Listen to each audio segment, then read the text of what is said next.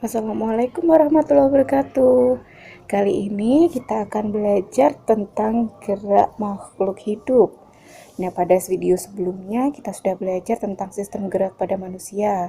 Dan pada video kali ini kita akan belajar tentang gerak tumbuhan dan juga gerak pada hewan. Gerak pada tumbuhan itu dibagi menjadi 3 ya. Yang pertama yaitu gerak endonom atau gerak autonom. Nah, gerak endonom atau autonom ini itu dipengaruhi oleh diri tumbuhan itu sendiri.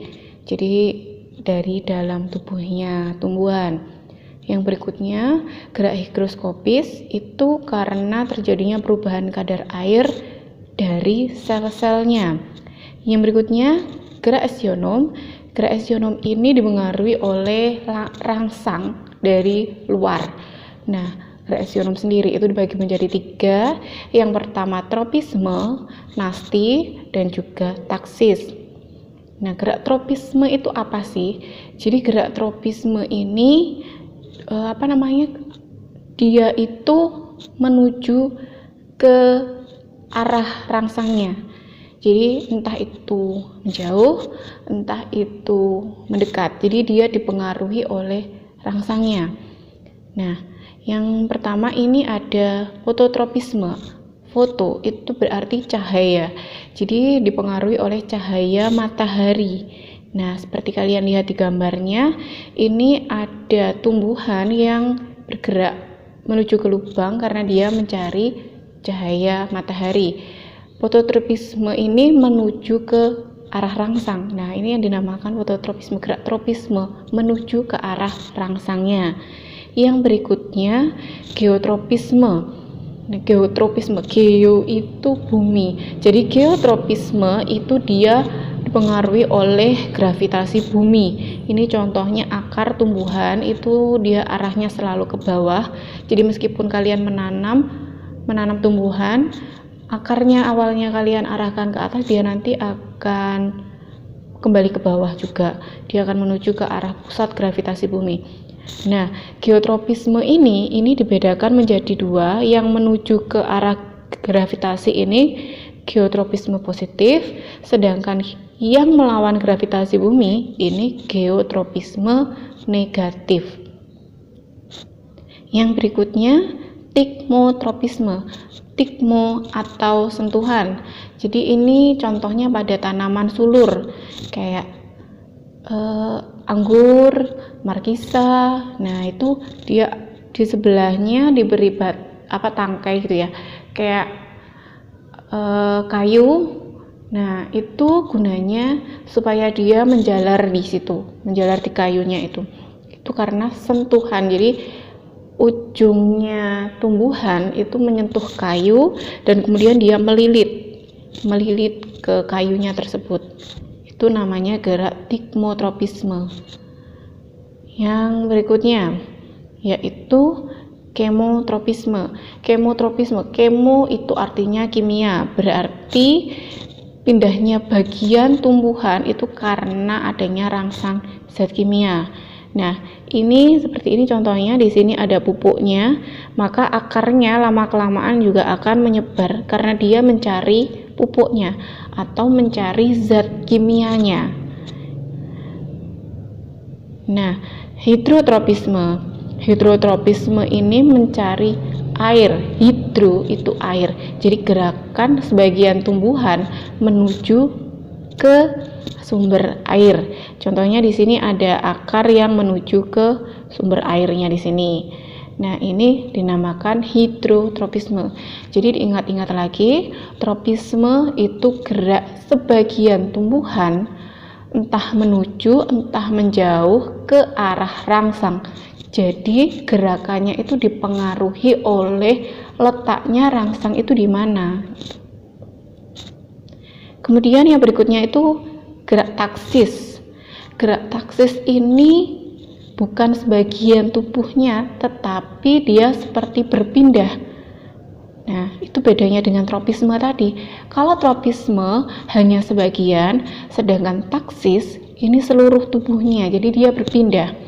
Yang pertama, fototaksis. Foto cahaya, berarti geraknya itu karena pengaruh cahaya matahari. Contohnya gerakan euglena itu selalu mendekat ke cahaya, jadi dia sama kayak tropisme, dia dipengaruhi arah rangsangnya, tetapi bedanya kalau tropisme hanya sebagian tubuhnya, sedangkan pada taksis itu seluruhnya.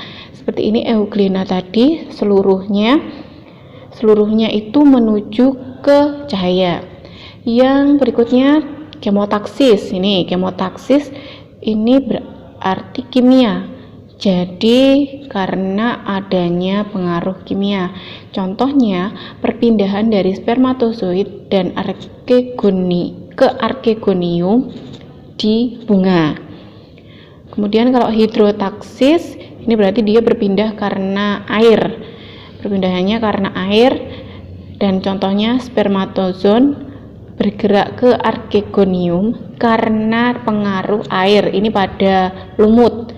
Nah, kalau tadi pada bunga yang kemotaksis, kalau yang pada air itu contohnya pada lumut. Yang berikutnya gerak nasti. Nah, gerak nasti ini sama dengan gerak tropisme, yaitu sebagian tubuh tumbuhannya, hanya sebagian saja. Tetapi bedanya, kalau tropisme tadi dipengaruhi arah rangsangnya, sedangkan kalau nasti itu tidak dipengaruhi arah rangsangnya. Contohnya yang pertama, termonasti. Termo itu suhu, jadi termonasti ini dipengaruhi suhu gerakannya. Contohnya pada tulip, jadi tulip hanya akan mekar ketika musim semi, jadi suhunya dia menghangat, maka dia akan mulai mekar. Itu termonasi karena pengaruh suhu. Yang berikutnya fotonasti. Nah, fotonasti ini juga pengaruh cahaya, tetapi dia tidak dipengaruhi arah datangnya cahaya itu dimana dia tidak dipengaruhi. Jadi contohnya pada Mirabilis jalapa itu dia akan mekar atau mengatup, itu dipengaruhi oleh cahaya matahari. Ini bunga Mirabilis jalapa biasanya kita sebut dengan bunga pukul 4. Jadi dia tidak akan mengarah ke mataharinya di mana, tidak. Beda dengan fototropisme. Fototropisme seperti bunga matahari, dia akan mengarah ke sinar matahari. Sedangkan fotonasti ini tidak mengarah ke matahari. Itu bedanya. Gerak nasti yang ketiga yaitu seismonastik atau tikmonastik. Tikmo tadi berarti sentuhan, berarti tikmonasti ini juga rangsangnya karena sentuhan.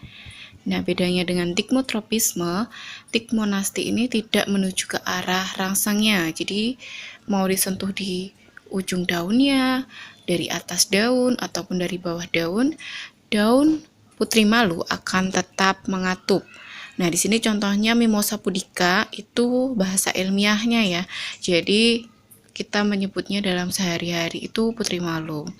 Yang berikutnya ada Nyctinasti.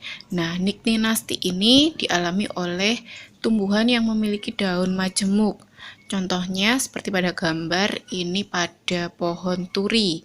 Nah, pada pohon turi selain itu juga pohon lamtoro. Nycti atau niktos itu berasal dari kata niktos atau malam.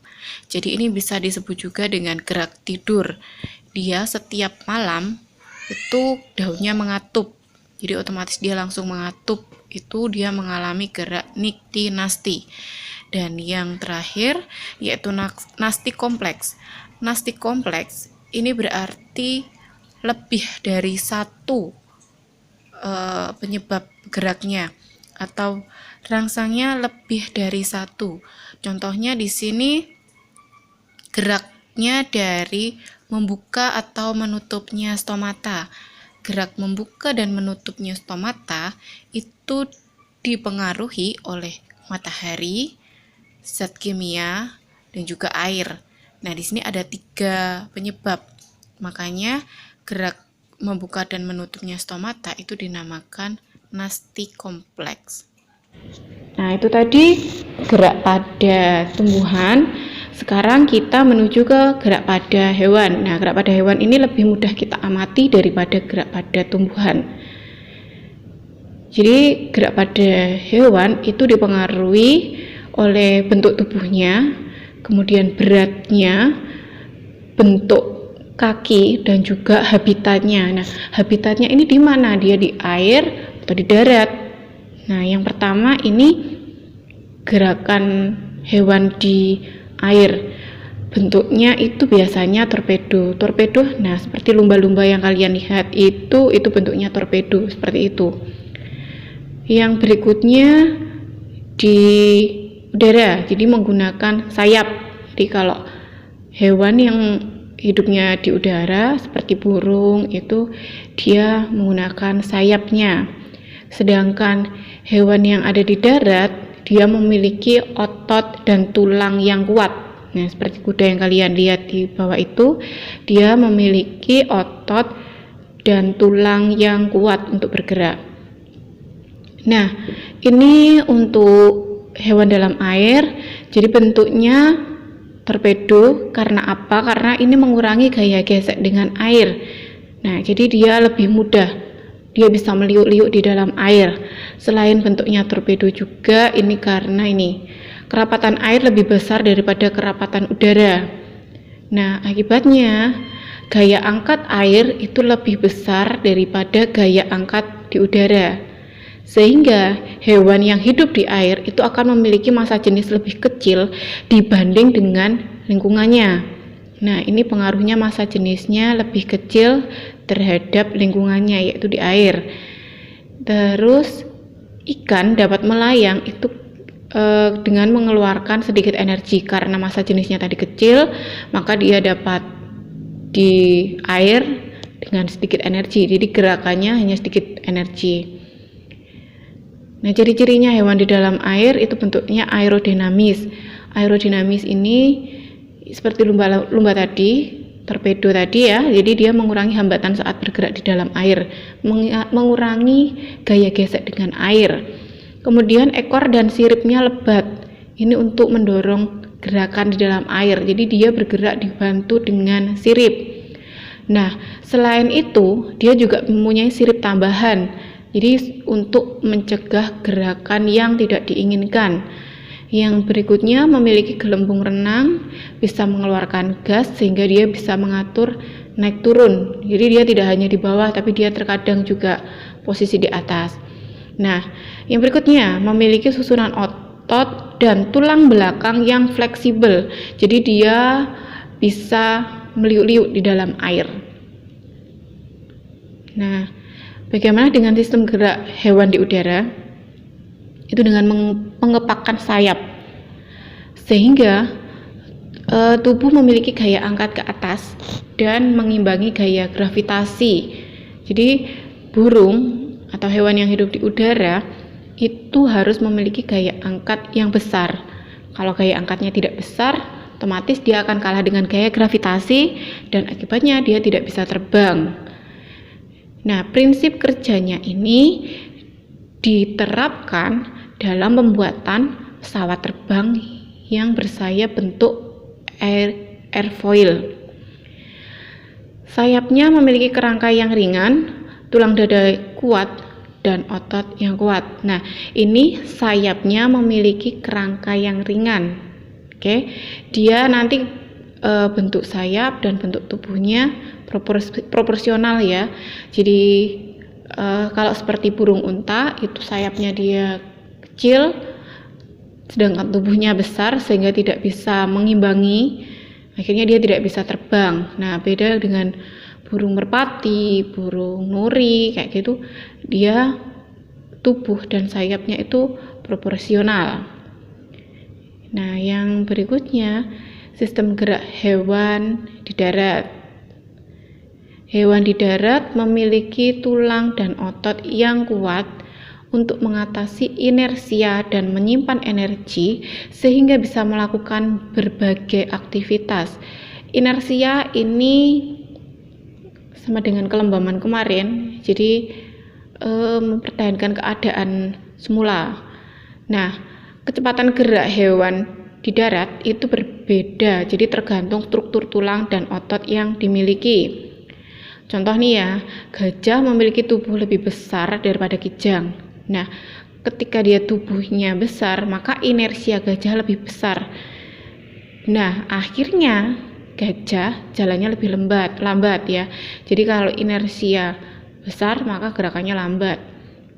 Nih, nah di gambar bisa kalian lihat kijang jalannya lebih lincah, dia bisa berlari. Sedangkan gajah dia lebih lambat. Nah, itu karena tergantung dari beratnya. Karena tadi kan di depan juga sudah dijelaskan bahwa gerak pada hewan itu juga dipengaruhi oleh massa hewannya itu. Jadi semakin besar massa, maka gerakannya akan semakin lambat. Inersianya semakin besar.